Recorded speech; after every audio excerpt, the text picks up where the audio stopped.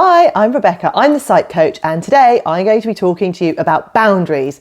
People speak about boundaries a lot, but what are they? Boundaries are rules that we all have, that we live by, that make us live a happier and healthier lifestyle. Children need boundaries and adults need boundaries, but all too often we cannot put boundaries in place and we can be left feeling pretty angry and frustrated that we're not having people respond to us in the way we would like them to, and we're not doing the things that we want to do. So I'm going to give you 5 tips to learn how to be more boundaried and ultimately be more satisfied with your day-to-day living. Tip number 1 is write down your boundaries. Think about what makes your life satisfying, what makes your life enjoyable, what makes your life worth the day-to-day effort. That might be things like, I enjoy it when I get to do things on my terms. I enjoy not being pushed for time. I enjoy having my voice heard. I appreciate being able to push back on things. I want to be able to have a day off at the weekends where I don't overly commit. Think about all the boundaries that make your life more enjoyable, and then think about the ones that you don't stick to. Why?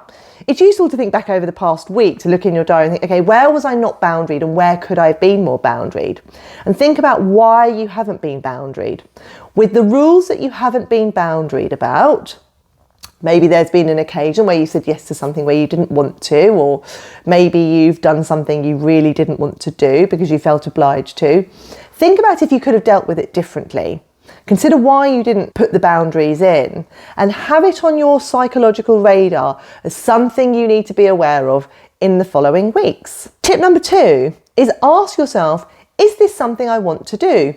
Is this something that I feel okay doing? If it's not, check to see if you're crossing one of your boundaries. Are you okay to be doing what you've agreed to? Are you okay to be doing what you've said you will do? Of course, you can't say no to everything, and sometimes we have to do things we don't want to. But you need to question with yourself, is this something I could push back on and say no to, that I just feel uncomfortable about doing? Or is this something I really ought to do because it's in my greater interest, because it means I'm pleasing a boss, or because I don't know, have got a family commitment that I can't get out of? If it's something you can get out of, then practice doing that.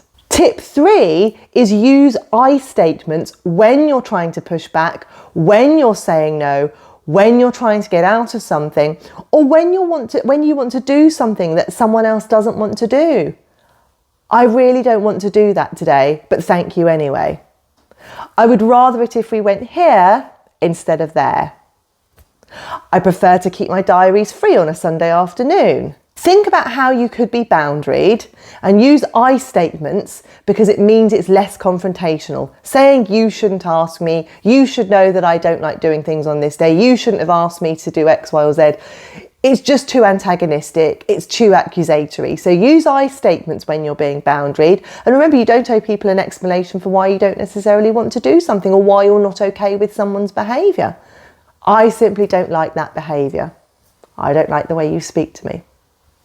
Perfectly fine statements to make, but often need practice if you're not used to saying them. Tip number 4 is be consistent. If you're trying to be boundaried, great, but try and practice it every day. Because what will happen is when you're boundaried and you say things like, I don't want to commit to this task, or that's not something that I enjoy doing, or I don't want to be spoken to like that, or I find that treatment of me unacceptable, what you don't want to do is give mixed messages and say, well, today I don't find it okay, but tomorrow I might find it okay. The more consistent you are, the more likely it is that the people in your world will get the message that you mean business. You don't want to tolerate behaviour that you don't find acceptable. You don't want to do things that you don't want to do. You're not going to continually bend over backwards to meet other people's needs and negate your own. So be as consistent as possible. If you end up slipping and going along with something you don't want to do, or tolerating a behaviour that you shouldn't be, that's fine. Get back on track as quickly as possible. And tip number 5 is listen to your body. If you've got a bit of adrenaline, if you're noticing yourself feeling quite frustrated, chances are it's because you've not adhered to a boundary.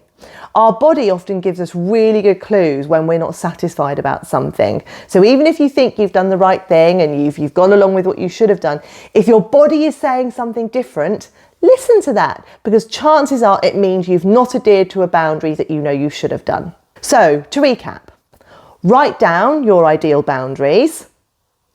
Ask yourself, is this what I want? Use I statements when you're pushing back. Be as consistent as possible with your boundaries, and listen to your body.